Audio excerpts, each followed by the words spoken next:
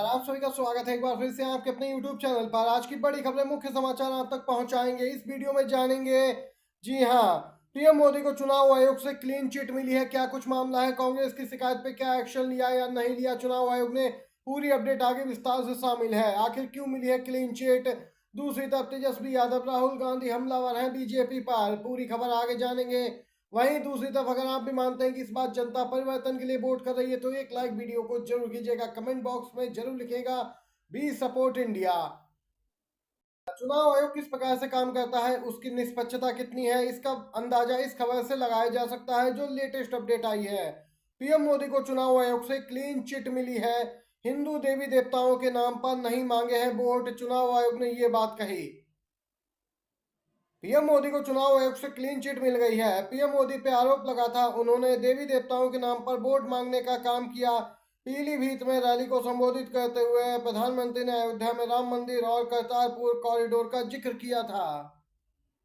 को लेकर supreme court के वकील ने चुनाव आयोग का रुख किया था। पीएम मोदी के खिलाफ एक्शन की मांग की, लेकिन अब खबर आ रही है कि चुनाव आयोग ने प्रधानमंत्री को क्लीन चिट दी है। चुनाव आयोग का मानना है कि पीएम द्वारा आचार संहिता का उल्लंघन नहीं किया, वे सिर्फ अपनी सरकार की उपलब्धियां बता रहे थे और उसे धर्म के नाम पर वोट मांगना नहीं कहा जा सकता।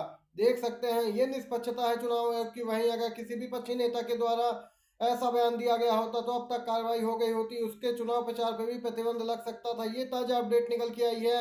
इसी के साथ अगली खबर की ओर बढ़ते हैं। बरसे हैं बीजेपी के राष्ट्रीय अध्यक्ष जेपी नड्डा पर। जेपी नड्डा अपने साथ बहुत सारे बैग लाए हैं और जहां चुनाव वहां बांट रहे हैं। तेजस्वी यादव ने गंभीर आरोप लगाए।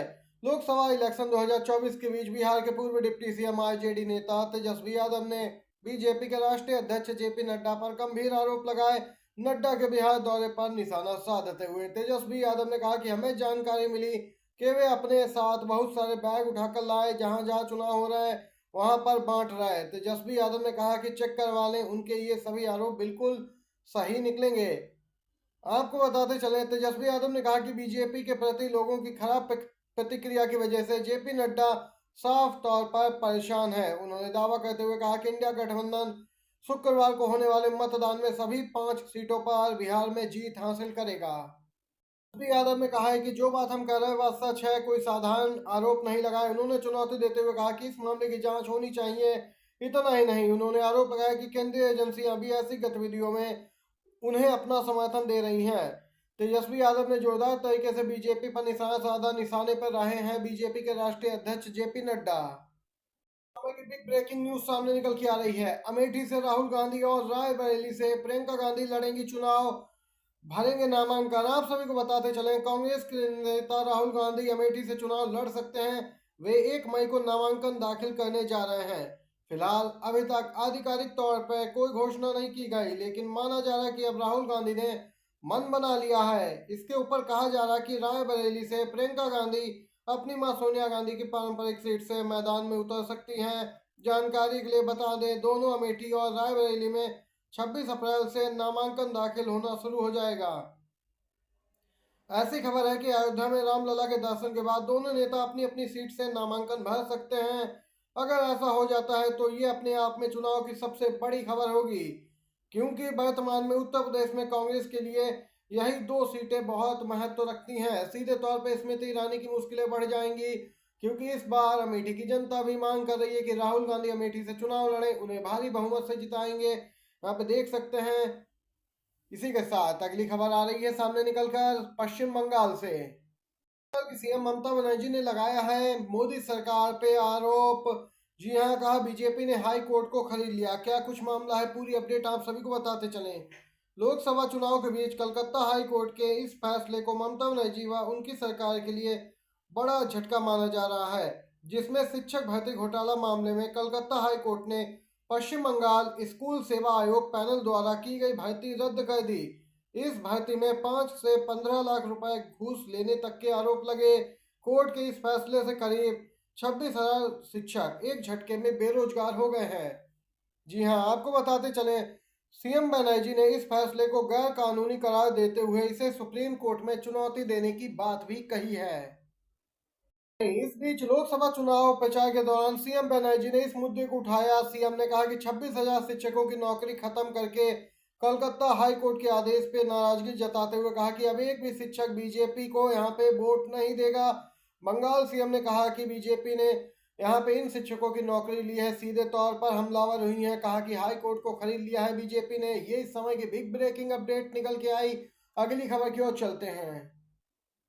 फिर से हमलावर है बीजेपी पे। कहा कांग्रेस की गारंटी मतलब हिंदुस्तानियों की सरकार। महिलाओं को 8,500 रुपए प्रति माह, युवाओं को 1 लाख या साल की नौकरी, 30 लाख रिक्तियों पर भर्ती, किसानों को कानूनी एमएसपी। मोदी की गारंटी मतलब अडानियों की सरकार। जी हाँ, यहाँ पे राहुल गांधी ने तुलनात्मक अंदाज में बीजेपी को घेरा। कहा कि देश की संपत्ति मोदी की गारंटी में अरबपतियों की जेब में गई।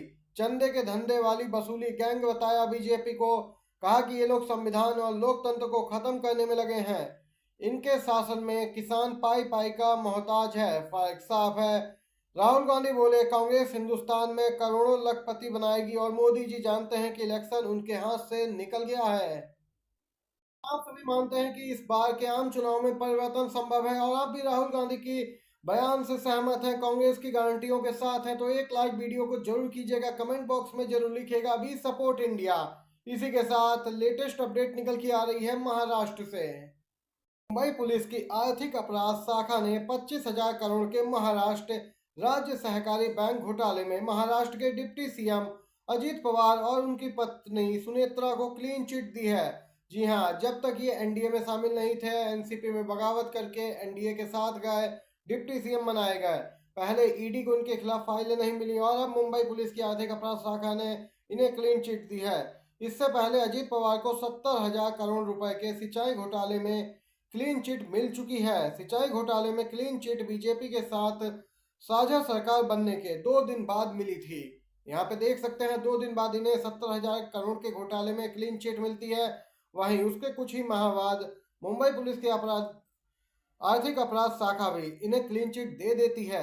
देख सकते हैं कैसे बीजेपी के साथ नेता जाके, चाहे असम से हो या महाराष्ट्र से, बिल्कुल पाक साफ हो जाते हैं, इन्हें क्लीन चिट मिल जाती है। इन्होंने फिर कोई घोटाला नहीं किया होता, ये कहीं से भी दोषी या यहाँ पे कोई किसी भी प्रकार से फंसते नहीं है, ना ही इन पे सजा होती है। ये अपडेट निकल के आई है। अगली खबर की ओर चलते हैं। चरण के लिए यहाँ पे चुनाव प्रचार थम गया है। 79 सीटों पर 26 अप्रैल को होगा मतदान। दूसरे चरण के लिए प्रचार अभियान थमा। आपको बताते चले इसमें कई दिग्गजों की किस्मत का फैसला होना है। राहुल गांधी, हेमा मालिनी सहित कई बड़े नेता हैं। आपको बताते चले शशि थरूर हैं, कर्नाटक के उप मुख्यमंत्री व कांग्रेस नेता डीके शिव कुमार के भाई डीके सुरेश भी हैं शामिल। और वहीं आपको बताते चले केंद्रीय मंत्री राजीव चंद्रशेखर भी हैं, इनकी भी किस्मत का फैसला होगा। ये ताज़ा लेटेस्ट अपडेट आज की सभी बड़ी खबरें थी, एक एक करके आप तक पहुंचाई इस एक वीडियो में। वीडियो पसंद आया हो आपको तो लाइक कीजिएगा, शेयर कीजिएगा। बहुत बहुत धन्यवाद वीडियो देखने के लिए।